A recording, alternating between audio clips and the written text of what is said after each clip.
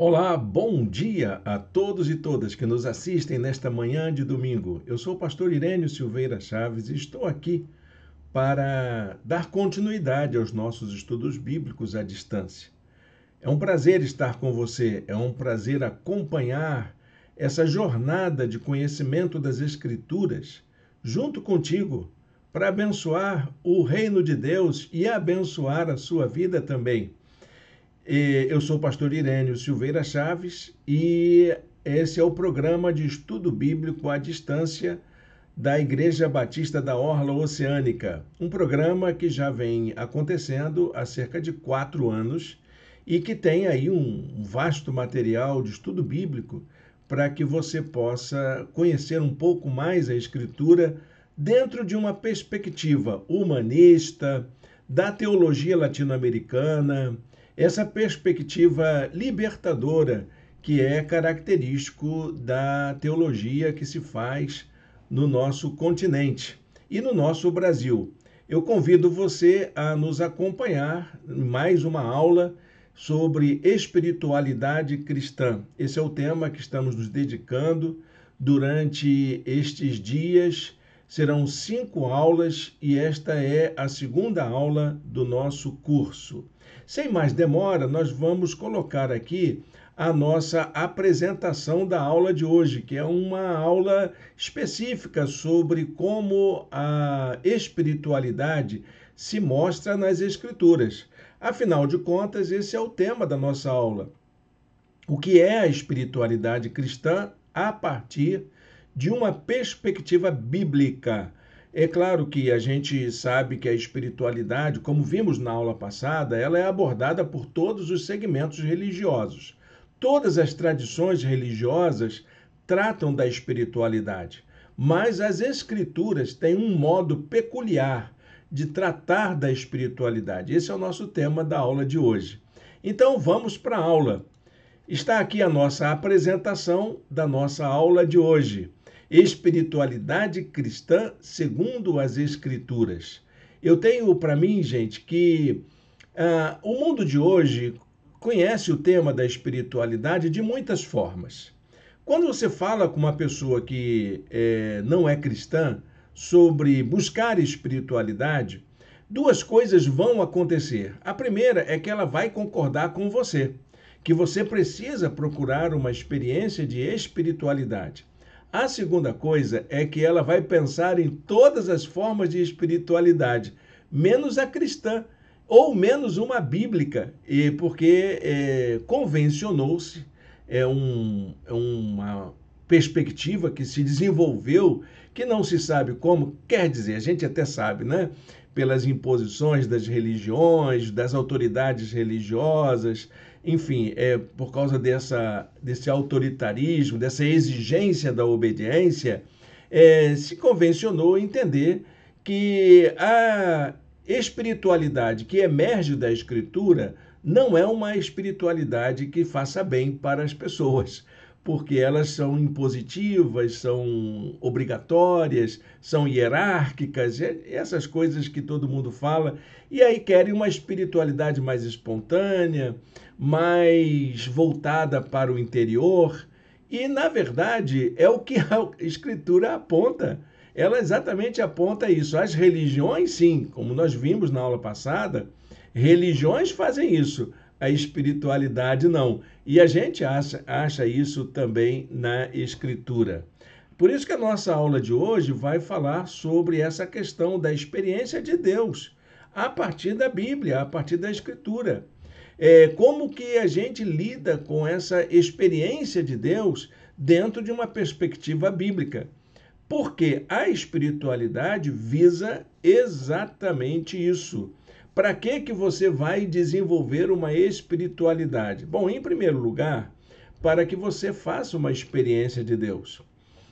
Não importa como você chama Deus, ou uma força transcendente, ou aquilo que está para além da sua vida natural, ou quem sabe até mesmo um ente com quem você se relaciona. Não importa como você pensa Deus, mas a espiritualidade, ela no fim das contas acaba acaba levando a essa descoberta, a descoberta do transcendente. Mas também esse transcendente não como algo que está para além de você, um transcendente que tem uma relação íntima com você, que aponta para você um cuidado de si, um conhecimento de si. A espiritualidade é exatamente isso. Bom, vamos para o nosso conteúdo. Nós vamos descobrir muita coisa interessante nessa aula de hoje. Vamos descobrir, por exemplo, como que o Antigo Testamento falava sobre espiritualidade. Vamos descobrir sobre como o Novo Testamento fala sobre espiritualidade, como Jesus desenvolveu a espiritualidade dele e que propostas ele fez para a gente. Olha quanta coisa interessante a gente tem para ver hoje. Para aquecer as nossas turbinas, vamos a esse versículo que serve para nos alimentar para esse começo de aprendizado. Ora, o homem natural não compreende as coisas do Espírito de Deus, porque lhe parecem loucura, e não pode entendê-las, porque elas se discernem espiritualmente.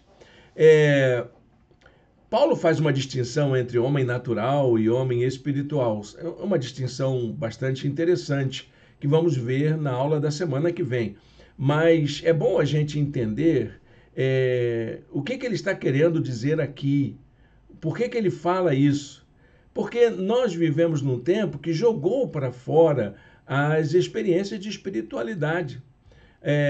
A mentalidade científica, a mentalidade moderna, ela não inclui a espiritualidade como uma forma de conhecimento, que seria um contrassenso contra a própria ciência, porque, de acordo com a mentalidade científica, nós precisamos de todas as formas de conhecimento para conhecer alguma coisa. E a espiritualidade envolve uma forma de conhecimento que foi jogada fora, que foi tirada do meio do aprendizado. De tal maneira, isso é minha compreensão, é minha maneira de entender, se nós quisermos ter um conhecimento amplo das coisas, precisamos desenvolver a nossa espiritualidade como campo de saber. Incluir a espiritualidade como uma das formas de conhecimento, senão nunca estaremos completos. Nunca o nosso saber será completo. Isso é importante porque aquilo que se discerne espiritualmente não adianta a gente insistir com respostas objetivas. A ciência, ela precisa incluir um mínimo ou pelo menos algo razoável de percepção da espiritualidade, dessas coisas que se discernem espiritualmente. Para usar aí a linguagem de Blaise Pascal, um filósofo moderno que lidou com essa transição, que excluiu a espiritualidade do campo do conhecimento objetivo. Ele dizia que há mais coisas entre o céu e a terra do que a nossa vã filosofia possa avaliar. E realmente, gente, nós sabemos que entre os dados objetivos que formam o conhecimento humano, o conhecimento da espiritualidade não pode ficar de fora, porque tem aspectos da realidade que só vamos interpretar espiritualmente. Mas, gente, olha, só não coloca, por favor, não coloca a ideia do espiritualmente como se fosse uma experiência esotérica, uma experiência mistérica, misticista, talvez mística, mas misticista jamais. Só para a gente entender essa... Também nas próximas aulas, nós vamos estudar sobre a experiência mística como uma face da espiritualidade. Mas aguarde, nós chegaremos lá. Por enquanto, vamos ficar aqui nesse aprendizado do que é a experiência de Deus a partir das Escrituras. Eu queria deixar também a frase de um teólogo. Ele diz assim: espiritualidade designa, de modo geral, o conjunto das perspectivas e das atividades humanas voltadas para tudo que o ser humano busca como verdade, bem, beleza, justiça, realidades ou valores que estão no horizonte da vida humana, sustentam-na e se manifestam no dia a dia. Isso é a espiritualidade. Um cientista, ele pode ter uma experiência de espiritualidade? Claro que sim, porque se ele é uma pessoa que estuda objetivamente os dados da natureza de um objeto para encontrar a verdade, então ele tem uma perspectiva de espiritualidade. Quem escreveu essa frase foi Francisco Catão, que é um teólogo espanhol, e ele produziu uma obra clássica, que é o livro Espiritualidade Cristã, publicada em parceria com uma editora na Espanha e uma no Brasil. Um livro extraordinário que não pode faltar na biblioteca de quem estuda espiritualidade. Fica a minha dica aí para você que quer estudar espiritualidade. Para Francisco Catão, não dá para a gente conhecer sobre a realidade de um modo geral, em qualquer aspecto, sem incluir a perspectiva de espiritualidade. Por quê? Envolve a busca da verdade. Isso os primeiros filósofos diziam isso. Para os primeiros filósofos, a espiritualidade era um exercício para ter acesso à verdade. E incluía aí, então, os valores nobres do conhecimento humano, que é o bem, a beleza, a justiça, não só numa perspectiva ética, mas também estética, para falar sobre aquilo que faz bem à nossa alma. Bom, gente, acho que a gente tem aí panos para manga, muito assunto para tratar sobre o que é o tema da espiritualidade. Acho que um mês de aula vai ser muito pouco para a gente desdobrar esse assunto. Mas como nós estamos aqui apenas para trazer apontamentos para uma caminhada, então fica aqui o nosso desafio para que a gente aprofunde o nosso conhecimento sobre espiritualidade. Seguindo então para a nossa aula de hoje, nós temos a acrescentar essa afirmação. Porque na aula passada nós falamos que a espiritualidade é uma experiência humana. Estão lembrados disso? Se você perdeu a aula passada, dá uma olhadinha na playlist que está em nosso canal do YouTube. Também dá uma olhadinha na apostila que está à disposição gratuitamente para você. O link está aqui embaixo na descrição do vídeo. Eu também coloquei no chat para que você possa ter acesso. É só clicar e acessar, você vai encontrar a apostila que está ali com a inscrição direitinho para você entrar, baixar o PDF gratuitamente para você. Então, a informação nova que eu quero acrescentar neste momento é de que a experiência de espiritualidade, além dela ser humana, pressupõe contato com a revelação divina, como fonte de inspiração e de conhecimento. Mas, Irene, você não falou que é o acesso à verdade uma forma de conhecer? Claro que sim. Eu não estou ignorando esse fato, mas também não posso ignorar o fato de que a verdade não é um direito de cada um, mas é uma dádiva que Deus permite que a gente tenha acesso a ela. Para ter acesso à verdade, você precisa entender que a verdade ela se desvela, ela se mostra, ela é uma revelação. E a gente entende que por detrás, vamos ser mais agostinianos, Santo Agostinho que dizia isso, né?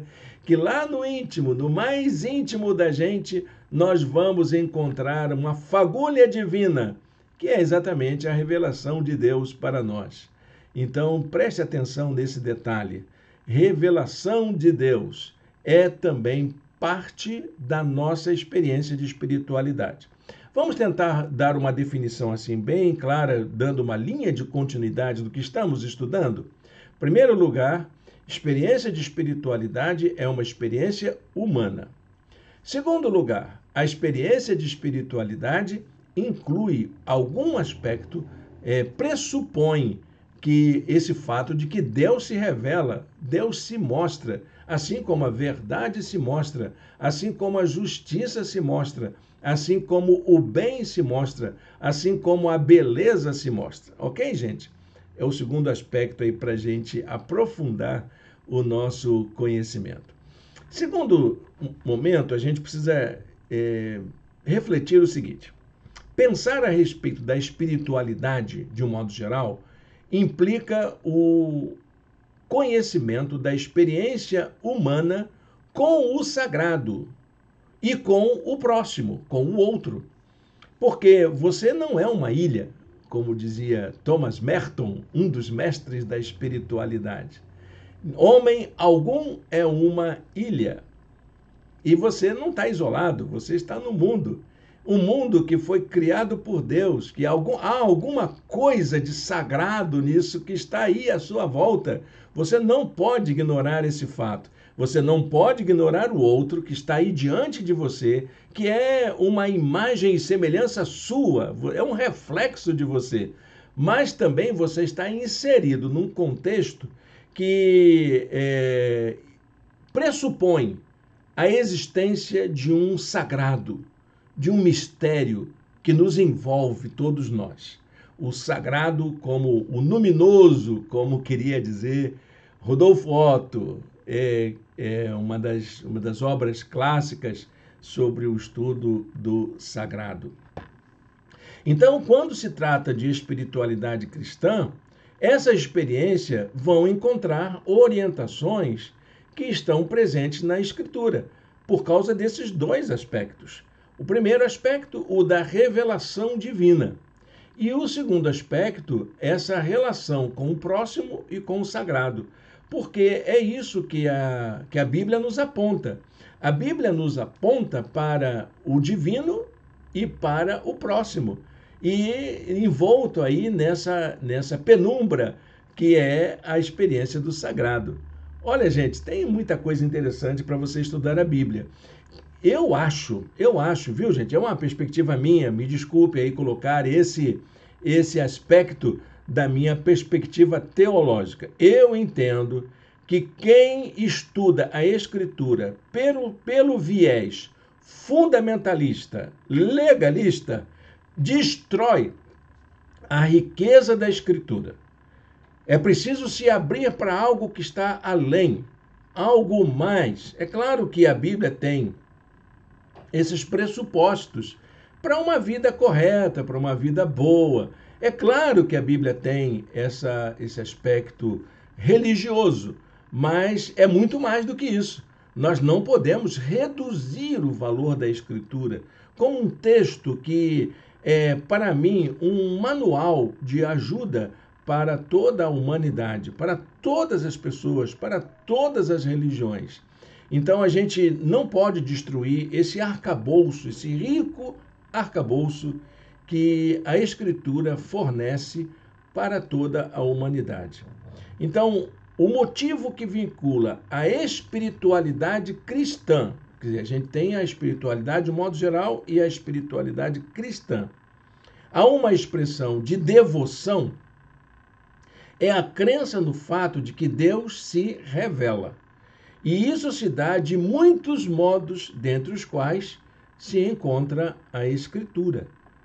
A gente não pode descartar, jogar na lata do lixo essa compreensão cristã de que nós cremos num Deus que se mostra, um Deus que se revela, um Deus que está para além do véu do nosso entendimento e que ele se mostra para nós para além desse véu. Bom, a Bíblia, então, é para nós cristãos a palavra de Deus. É Deus falando. É a palavra de Deus revelada em linguagem humana. Por que essa afirmação? Porque, gente, quando a gente fala de palavra de Deus, a palavra de Deus é muito mais ampla do que a própria Bíblia. A Bíblia é apenas um registro dessa palavra viva que fala a todos nós em todo o tempo. Por isso que quando a gente abre as Escrituras para ler, nós entendemos muitos significados, muitas interpretações, muitas possibilidades de leitura, porque a palavra de Deus é muito mais ampla e que a Bíblia, ela nos aponta esses caminhos da revelação divina. Olha, parece complexo isso? Não tem problema. Você vai encontrar aqui no canal, numa das playlists das nossas aulas, um dos primeiros cursos que nós aplicamos sobre como crer e como compreender as Escrituras. Dá uma olhadinha lá, são poucas aulas. Você vai estudar sobre hermenêutica, sobre interpretação bíblica, sobre a história da Bíblia, como a Bíblia foi formada e qual é a importância da Escritura para a nossa vida. E como você pode estudar a Bíblia sozinho. Acho que é uma das aulas mais importantes que eu dei nesse curso sobre como conhecer e como compreender a Escritura. Dá uma olhadinha lá, é simples, é um curso curto de 4 ou 5 aulas, se não me engano, e você vai fazer isso rapidinho e melhor, tem apostilas gratuitas para você acompanhar, tá ok? Então vamos em frente. A Bíblia tem expressões de espiritualidade? Sim, ela tem muitas expressões de espiritualidade. Nós podemos compreender, de acordo com a estrutura da Bíblia, que existem expressões de espiritualidade relativas ao Antigo Testamento e expressões relativas ao Novo Testamento. Então, vamos começar para conhecer as expressões de espiritualidade que estão presentes no Antigo Testamento. Você sabe que o Antigo Testamento é uma porção da Escritura que foi produzida entre os séculos 12 antes da Era Comum, ou antes de Cristo, até o século II antes da Era Comum, ou antes de Cristo. Tem uma distinção aí, né? Que Bíblia nós utilizamos, que Antigo Testamento é esse? A Bíblia protestante, ela preserva aquele conteúdo que fazia parte da antiga Bíblia hebraica, de acordo com a tradição judaica. Isso é a Bíblia protestante. A Bíblia católica, ela tem alguns conteúdos que foram acrescentados pelo Vaticano a partir de uma compreensão do valor dos textos, do valor histórico dos textos que nós, protestantes, chamamos de apócrifos ou deuterocanônicos, que também a tradição judaica os considera. Não é pecado, não é erro, mas ali é a diferença, né? Os protestantes preservam a tradição hebraica e os católicos consideram que os valores, os livros deuterocanônicos têm valores importantes que precisam ser preservados. Ok, não tem problema nenhum. Como é que é a Bíblia que você tem na mão? É católica ou é protestante? É Bíblia, meu irmão. Não fica triste com isso, não. Nem joga sua Bíblia fora. Guarda a sua Bíblia aí. Eu tenho a Bíblia católica comigo e gosto muito de consultá-la regularmente. Muito bem, gente. Quais são as expressões do Antigo Testamento? A primeira delas está na Torá. A Torá é aquela porção da Bíblia que corresponde à lei. Torá são os 5 livros da lei, ou o Pentateuco. Nele você vai encontrar mandamentos, diretrizes para uma vida digna. Então, a Torá, ela consiste exatamente em preceitos, princípios, para que a gente possa ter uma vida digna. Tem um texto de Deuteronômio, capítulo 30, versos 19 e 20. O Deuteronômio é um dos livros do Pentateuco. Hoje invoco os céus e a terra como testemunhas contra vocês, de que coloquei diante de vocês a vida e a morte, a bênção e a maldição. Agora escolham a vida, para que vocês e seus filhos vivam, e para que vocês amem o Senhor, o seu Deus. Ouçam a sua voz e se apeguem firmemente a ele, pois o Senhor é a sua vida, e ele lhes dará muitos anos na terra que jurou dar aos seus antepassados, Abraão, Isaque e Jacó. Então essa palavra foi dada ao povo hebreu quando estava se fazendo a revisão da lei. O que Moisés entregou ao povo como legado da revelação divina? A lei. Que lei é essa? Lei, como os brasileiros costumam dizer, lei para atrapalhar a gente? Lei para não ser cumprida? Não, é lei para você viver. É lei para a vida. Para você viver bem, junto com a sua família, junto com os seus companheiros de cidade, de localidade, seus vizinhos, seus amigos. É para isso que a gente vive, para a gente viver bem com todo mundo. Quer viver bem? Segue a lei de Deus. Era a perspectiva dos hebreus. Um outro modo, uma outra expressão da espiritualidade no Antigo Testamento são os salmos. Os salmos possuem uma linguagem poética. Temos um estudo muito interessante sobre os salmos na nossa playlist. Lendo os salmos, está aqui na descrição, você pode achar na nossa playlist esta aula que é muito rica sobre essas expressões da alma. Como que os salmos nos inspiram, nos orientam, nos apontam caminhos para uma vida de aproximação com Deus, de se relacionar com o sagrado. Um dos salmos que aponta isso, que eu acho que é bem representativo: ó Deus, tu és o meu Deus, eu te busco intensamente, a minha alma tem sede de ti.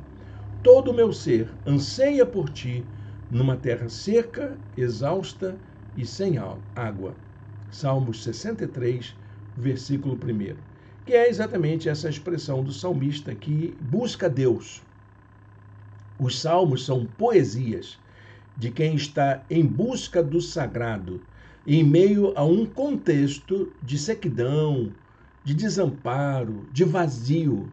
Então, aquela pessoa faz a busca de Deus, que é o que nós fazemos. A nossa alma tem sede de Deus, vai dizer em outro salmo também. Nós temos a literatura sapiencial. O que é a literatura sapiencial? São aqueles textos de Eclesiastes, Jó. Eu incluo Jó porque ele é poético, mas é Eclesiastes, Jó, Cânticos de Salomão, esses textos maravilhosos, provérbios, que têm lições éticas para a vida cotidiana. Então, é sabedoria para a vida. É isso que a literatura sapiencial, que leva a gente a refletir sobre as nossas atitudes. Você lê o livro de Eclesiastes e o livro de Provérbios, você vai encontrar vários preceitos, vários momentos de reflexão, ditados populares, sabedoria, que está ali para orientar a nossa conduta como pessoas na sociedade. Um exemplo, Provérbios 3, verso 13, e os versos 16 a 17. Como é feliz o homem que acha a sabedoria, o homem que obtém entendimento. Na mão direita, a sabedoria lhe garante vida longa. Na mão esquerda, riquezas e honra. Os caminhos da sabedoria são caminhos agradáveis, e todas as suas veredas são paz. Amém? Olha, a Bíblia tem coisa boa, não tem? Mas tem mais ainda. Vamos lá. Outra expressão, a expressão profética. A expressão profética são advertências éticas sobre a nossa responsabilidade social, política, religiosa, diante de um mundo que é marcado pela maldade. O mundo ele é marcado pela maldade. Aquela expressão bíblica que o mundo jaz no maligno não é atual, ela é antiga. A maldade sempre acompanhou a vida humana. Então, a gente sempre teve que lutar contra as hostes da maldade. E para que a gente faça isso, tem as advertências éticas, porque você não pode lutar contra o mal produzindo mais maldade, não é verdade? Nós temos que procurar fazer o bem. E quando a gente discute sobre isso, estamos falando sobre ética. Como é que a gente conduz? Tem uma palavra muito interessante de Miqueias, capítulo 6, verso 8. Ele mostrou a você, ó homem, o que é bom e que o Senhor exige. Pratica a justiça, ame a fidelidade e ande humildemente com o seu Deus. A espiritualidade está vinculada a um compromisso ético. É o que a literatura profética nos aponta. Os grandes profetas e os pequenos profetas que estão na Escritura lembram a gente disso. Bom, a outra porção da Escritura que é importante para nós compreendermos a espiritualidade é o Novo Testamento. Existem expressões de espiritualidade no Novo Testamento que precisam ser levadas em consideração. O Novo Testamento foi produzido essencialmente no século I da Era Comum, da Era Cristã, né? Nós vamos encontrar os ensinos de Jesus nos Evangelhos, cuja ênfase é o seguimento de Jesus, ou o discipulado, como que você faz a imitação de Cristo. Mateus, capítulo 16, verso 24, diz: se alguém quer vir após mim, negue-se a si mesmo, tome a sua cruz e siga-me. Isso é o seguimento de Jesus. Essa é a espiritualidade cristã propriamente dita. Nós vamos encontrar os Atos dos Apóstolos, que têm orientações de práticas voltadas para o cumprimento da missão. Atos 1:8, mas receberão poder quando o Espírito Santo descer sobre vocês e serão minhas testemunhas em Jerusalém, em toda a Judéia e Samaria e até os confins da terra. Uma palavra poderosa sobre o cumprimento da missão. Você é capacitado, você, meu irmão, minha irmã, é capacitado, capacitada para ser um cumpridor da missão no mundo. Você não precisa de um cargo, você não precisa de hierarquia, você precisa do poder do Espírito Santo para cumprir missão. É para isso que o Senhor te capacita, para você ser uma testemunha do amor de Deus para todas as pessoas. Temos as cartas de Paulo, que contém encorajamentos para você fazer isso, para você testemunhar, para você ser um cristão autêntico no mundo como uma testemunha fiel. Portanto, sejam imitadores de Deus como filhos amados e vivam em amor, como também Cristo nos amou. Efésios capítulo 5, verso 1. Temos também as cartas de João, cuja ênfase é a imitação de Cristo. Quem diz que permanece nele, esse deve também andar assim como ele andou. E João é o apóstolo do amor, e Jesus andou praticando o amor. Não se espera menos do que isso dos cristãos. Esse versículo está em João, capítulo 2, verso 6. Temos as cartas de Pedro. Poderíamos acrescentar aqui Tiago, Hebreus, que falam do crescimento espiritual, crescimento em direção à maturidade, o desenvolvimento da nossa personalidade como cristãos. Diz Pedro: agora que vocês purificaram as suas vidas pela obediência à verdade, visando ao amor fraternal e sincero, amem sinceramente uns aos outros e de todo o coração. Pedro faz um chamado muito interessante para o crescimento em direção à maturidade. Ele, no final da sua segunda carta, diz: antes, crescei na graça e no conhecimento do nosso Senhor Jesus Cristo. E, por fim, temos as expressões do Apocalipse, que é uma mensagem de esperança, não é uma mensagem de medo. Quem olha para o Apocalipse com medo está olhando errado. Eu não entendo o Apocalipse. Não tem problema. Nós temos um curso sobre o Apocalipse, está aí também numa das nossas playlists do YouTube. Você encontra essas videoaulas, é um curso completo sobre interpretação do Apocalipse e tem material gratuito disponível, também uma apostila gratuita no nosso blog. Então, o Apocalipse, na verdade, é uma mensagem de esperança para gente que vive sob perseguição, para estimular a resistência, para ter esperança na resposta de Deus, do basta de Deus para o sofrimento humano. Apocalipse 22, 17.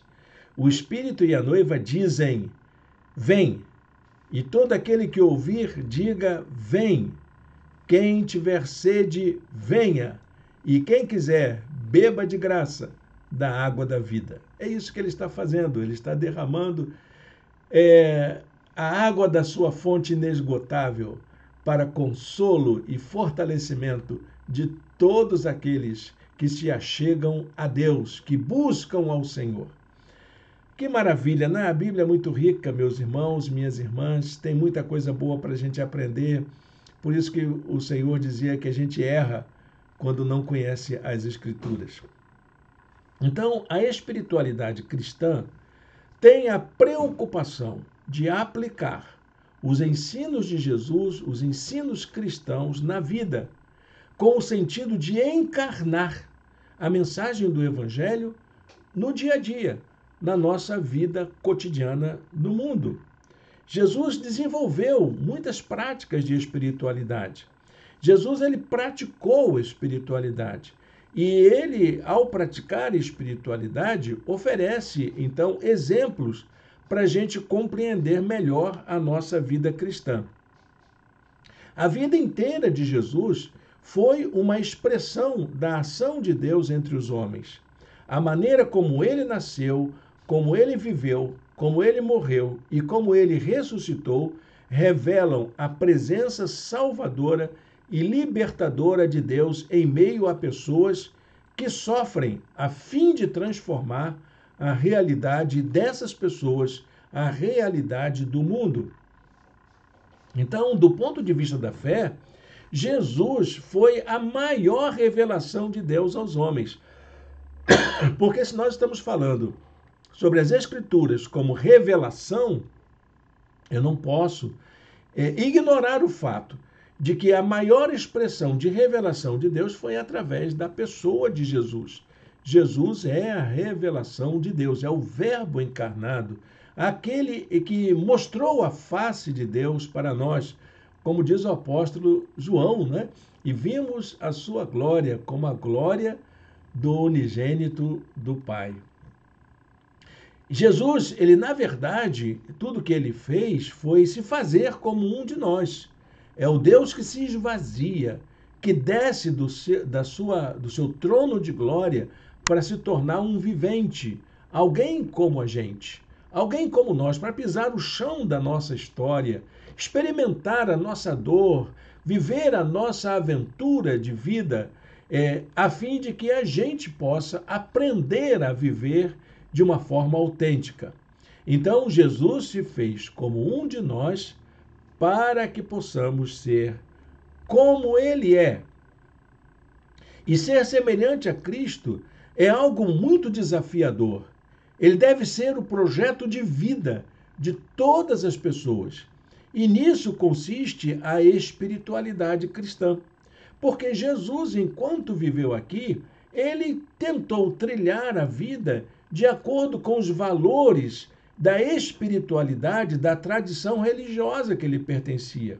Ele era um judeu, ele praticava as disciplinas espirituais comuns da tradição judaica. Então, tudo que ele fez foi relacionado a essa tradição religiosa em que sua família, a sua cultura, o povo que ele pertencia estava inserido. Quais eram as práticas de espiritualidade que nós encontramos na vida de Jesus? Em primeiro lugar, a prática das orações. Jesus ele se retirava para lugares solitários para orar.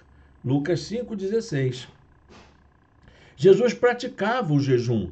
Durante 40 dias foi tentado pelo diabo, não comeu nada durante esses dias e no fim deles teve fome. Jejum de 40 dias. Como é que é isso? Bom, eu não sou da tradição judaica, não tenho obrigação de fazer, não é mesmo, meu irmão? A não ser que eu queira fazer uma dieta. Mas jejum não é dieta. Jejum é uma prática de espiritualidade. Jesus fez isso.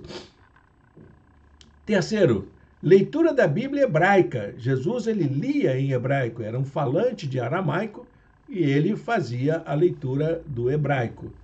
E levantou-se para ler, foi-lhe entregue o livro do profeta Isaías. Essa expressão de prática de leitura. Jesus era um leitor da Bíblia. E, em quarto, a frequência às sinagogas. Sim, ele ia à sua religião, ele frequentava os encontros celebrativos da sua religião. Ele ia ao templo, ele ia à sinagoga, ele fazia suas devoções. Ele foi a Nazaré, onde havia sido criado, e no dia de sábado entrou na sinagoga, como era seu costume. Olha que palavra interessante. Jesus era uma pessoa normal como a gente, ele praticava a espiritualidade. Jesus também desenvolveu um senso crítico, apesar de toda a sua prática religiosa, ele não era aquilo que a gente chama hoje, né, de vaquinha de presépio, que balança a cabeça para tudo que se fala. Não, ele era um crítico da religião. Ele era um crítico dos líderes religiosos. Ele era um crítico das práticas religiosas do povo. Então, ele além de desenvolver a espiritualidade, ele também desenvolveu uma compreensão do que é uma espiritualidade saudável e de que é uma religiosidade coerente. Diz Mateus capítulo 22, 29, o seguinte: o erro de vocês está no fato de não conhecerem as Escrituras nem o poder de Deus. Tudo bem se vocês têm a sua religião, mas, além disso, conhece aí o que está na Bíblia, o que é o poder de Deus, como Deus se revela, como Ele se mostra, como Ele fala ao coração da gente. Um detalhe interessante é que toda a espiritualidade de Jesus apontava para o reino de Deus. Então, o reino de Deus é um tema muito importante sobre a espiritualidade de Jesus, que vamos encontrar o tempo todo. A dinâmica da vida do reino de Deus envolve o presente, envolve o futuro, envolve a vida concreta no mundo, envolve as expectativas para a eternidade. E muitas vezes nós, como cristãos, só alimentamos uma fé para o além. E ela não é só isso. Claro que existe um além, existe um para além dessa vida. Mas, na verdade, a vida cristã ela está muito mais preocupada com o presente do que com o futuro. Mas ela não ignora o futuro. E é por causa do futuro que a gente deve viver uma vida diferente no mundo de hoje. Se a gente espera coisas boas para o além, por que não viver hoje aqui, antecipar hoje aqui as experiências do futuro? Ao anunciar que o reino de Deus era chegado, Jesus apresenta valores que devem orientar nossa vida e nossa prática no mundo, olhando para o futuro. Diz aí, quais são essas práticas? A justiça, o amor, o perdão e até mesmo as nossas expressões de espiritualidade devem apontar para esses valores. E uma das marcas desses valores está presente na oração que Jesus ensinou aos seus discípulos. A oração do Pai Nosso é uma das expressões de espiritualidade mais profundas da vida de espiritualidade de Jesus. Vamos dar uma olhadinha nas marcas de espiritualidade que estão presentes no Pai Nosso. Em primeiro lugar, a ideia de que no reino de Deus, o nome de Deus é conhecido como Santo. Pai Nosso que estás no céu, santificado seja o seu nome. O Pai é de todos. O Pai não é só meu Pai, não, é Pai Nosso. Ele poderia dizer Abba, que era uma palavra comum, mas ele prefere falar Pai Nosso, Pai de todo mundo. É o meu Pai e o Pai de todos. Segundo, a oração de Jesus aponta para a esperança, porque quando você ora, você está olhando para o futuro. Você acredita que tem promessas divinas de libertação para todas as suas desesperanças. venha o teu reino, seja feita a tua vontade, assim na terra como no céu. O que vai acontecer no céu, Senhor, que aconteça aqui também. E se vai acontecer aqui, que aquilo que é da terra seja um vislumbre do que vai acontecer no céu. Terceiro, no reino de Deus há fartura de pão. Por isso, nos dá o pão aqui também. Isso é uma expressão de Leonardo Boff na sua análise do Pai Nosso. Eu gosto muito dessa ideia, porque se nós vamos falar de algo, de uma fartura que existe no céu, está faltando aqui, Senhor. Eu preciso da fartura aqui também. O pão nosso de cada dia nos dá hoje. Nesse reino há perdão. Então, nós perdoamos as pessoas aqui também, porque se vamos desfrutar do acolhimento divino na eternidade, o que é que está faltando para você acolher pessoas aqui? O que é que está faltando para você ter uma vida harmoniosa com as pessoas no mundo em que nós vivemos? Perdoa-nos as nossas dívidas, assim como nós perdoamos aos nossos devedores. E, por fim, no reino de Deus, amamos tanto a Deus que a tentação não nos atrai, que aqui também sejamos livres e não nos conduzas à tentação, mas livra-nos do mal. A oração do Pai Nosso, você sabe, está lá em Mateus capítulo 6, versos de 9 a 13. Então, a espiritualidade presente na Bíblia aponta para a vocação que o ser humano tem para essa experiência de Deus. Porque é exatamente por causa dessa abertura que a condição humana apresenta para a experiência de Deus, para buscar ao Senhor, para conhecer a Deus, é por isso que a Bíblia se mostra, é por isso que a Bíblia revela esse Deus que criou todas as coisas, que nos fortalece, que nos acompanha, que se faz presente na nossa vida. Há uma vocação humana para a espiritualidade? Sim, com certeza. Em primeiro lugar, pelo fato de que a gente precisa de libertação. Não conseguimos nos livrar daquilo que nos faz mal, das formas de opressão que existem no mundo. Nós precisamos dessa experiência de espiritualidade para nos libertar daquilo que nos oprime, para encontrarmos força para lutarmos por uma vida digna. A espiritualidade cristã aponta para a superação das formas de opressão e de engano que estão presentes no mundo. Diz o Senhor, diz a palavra de Deus: ora, o Senhor é Espírito, e onde está o Espírito do Senhor, ali há liberdade. Então, meu irmão, minha irmã, você que está vivendo aí no mundo, que não sabe o que fazer por causa das condições de opressão que você está em, de violência, de desigualdade social, pode acreditar, o Espírito do Senhor vai trazer mensagem de esperança, nova vida, forças para você superar tudo isso. Em segundo lugar, existe a possibilidade da santificação. Por isso que nós temos essa abertura para a espiritualidade. Podemos ser melhores. Eu tenho para mim que a santidade é esse exercício da gente se tornar uma pessoa melhor. Ser santo não quer dizer que você vai viver num pedestal ou num altar para ser venerado e adorado.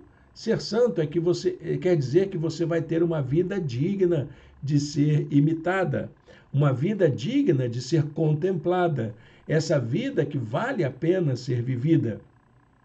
Por isso que a espiritualidade cristã, ela se expressa como uma realização dessa encarnação do divino na vida humana. É isso que é ser santo, é você ser um pouco mais parecido com Deus. E não existe exercício melhor para você se parecer com Deus, para eu me parecer com Deus, do que a prática do amor fraternal. Hebreus capítulo 12, verso 14. Esforcem-se para viver em paz com todos e para serem santos. Sem santidade, ninguém verá o Senhor. Anota aí, gente. O que é ser santo mesmo? É ser uma pessoa melhor. Ser um melhor filho, ser um melhor pai, ser uma melhor mãe, ser uma melhor filha, ser um melhor cônjuge, ser um melhor cidadão, ser um melhor funcionário, ser um melhor patrão, ser um melhor político, ser um melhor economista, ser um melhor investidor, ser um melhor empresário. Olha quanta coisa boa para você aprender a ser bom, não é? Sem apelar para a ganância, para a acumulação, para a competição desigual. Terceiro, a participação na vida divina, que isso que a espiritualidade nos aponta. Nós temos essa abertura para tomar parte daquilo que é da dimensão do sagrado, do divino. Nós somos parte de uma criação, fomos criados à imagem e semelhança de Deus. Então, esses espaços onde a vida acontece precisam ser espaços sagrados. A natureza, a vida em família, são espaços que precisam ser sacralizados. A espiritualidade cristã desenvolve a sacralização dos espaços de vida. Aproximem-se de Deus, diz Tiago, e ele se aproximará de vocês. Amém? Bom, chegou a hora da gente aplicar isso tudo ao nosso viver diário. Quanta coisa boa que a gente aprendeu hoje, não foi? Você aprendeu sobre a espiritualidade do Antigo Testamento, a espiritualidade do Novo Testamento, a espiritualidade de Jesus e as expressões dessa espiritualidade revelada que pode ser, que pode orientar a nossa própria experiência como pessoas que têm essa abertura para o relacionamento com Deus. Então, a lição na vida. Olha, gente, o ser humano é um ser ambíguo. Vivemos uma solidão, né? Uma vez que os momentos mais significativos da vida, como o nascimento e a morte, por exemplo, deverão ser enfrentados individualmente. Porém, o ser humano é também comunitário, uma vez que a vida se dá a partir do encontro com o outro. Lembrando aqui do filósofo Domênico de Masi, viver é caminhar na direção do outro. Frase bonita, não é? Escreve aí para se usar como epígrafe. Por isso mesmo é importante que cada um saiba encontrar dentro de si, a partir da intimidade com Deus, os recursos para lidar com nossas próprias contradições. Esse é o teste da nossa fé. Você viver a contradição de ser um ser ambíguo, mas ao mesmo tempo se abrir para a presença divina no seu dia a dia. Jesus disse: conhecerão a verdade e a verdade os libertará. Esse é o sentido da Escritura para a nossa vida comum. Amém? Olha, Deus abençoe sua vida com esse estudo. Acho que tem aí tanta coisa para você pensar, refletir, desenvolver. Por isso quero convidar você a orar junto comigo. Senhor Deus, eterno Pai, muito obrigado, Senhor, por esta palavra nesta manhã. Muito obrigado pelo ensino da Escritura sobre a nossa relação contigo, sobre a possibilidade de termos essa experiência profunda de contato com aquilo que o Senhor preparou por seu amor para cada um de nós. Ó Deus bendito, nos ajuda, Senhor, a ter intimidade com o Senhor. Nos ajuda a termos intimidade com aqueles que te buscam. Mas também, ó Deus, nos ajuda a termos intimidade com aqueles que não te buscam, para que possamos viver a humanidade de uma maneira autêntica, de uma maneira sincera, no mundo em que vivemos. Nós te oramos em nome de Jesus. Amém. Amém, meu irmão, minha irmã. Estamos chegando assim ao final da nossa aula de hoje. Eu quero compartilhar uma boa notícia com você. Você está gostando dessas aulas? Então, o que nós vamos fazer? Nós queremos alcançar mais pessoas com o estudo que fazemos aqui. E eu tenho um canal pessoal no YouTube. É o canal Irênio Chaves. Você pode procurar aí, faz uma busca no YouTube e você logo vai encontrar. Aqui na descrição do vídeo você já encontra o link para entrar. Vai lá, me segue. Eu vou passar a compartilhar as aulas que nós fazemos aqui no espaço da nossa igreja com o nosso canal pessoal. Então, as aulas serão replicadas lá também. Então, você vai encontrar a primeira aula já presente ali, mas vai encontrar também essa aula de hoje. Só que depois, eu vou colocar na segunda-feira.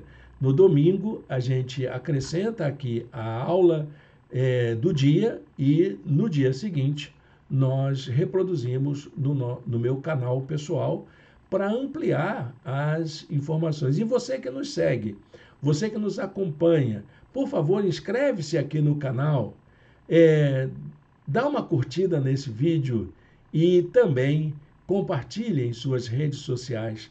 Nós queremos, meus irmãos, minhas irmãs, compartilhar essa mensagem de vida com outras pessoas. A teologia evangélica está sofrendo com falta de conteúdo. A igreja evangélica está sofrendo por causa da invasão do fundamentalismo nas nossas igrejas, que é um mal, alguma coisa muito ruim para a teologia e para a vida cristã de um modo geral, para a comunhão dos crentes. Nós precisamos ampliar os nossos horizontes.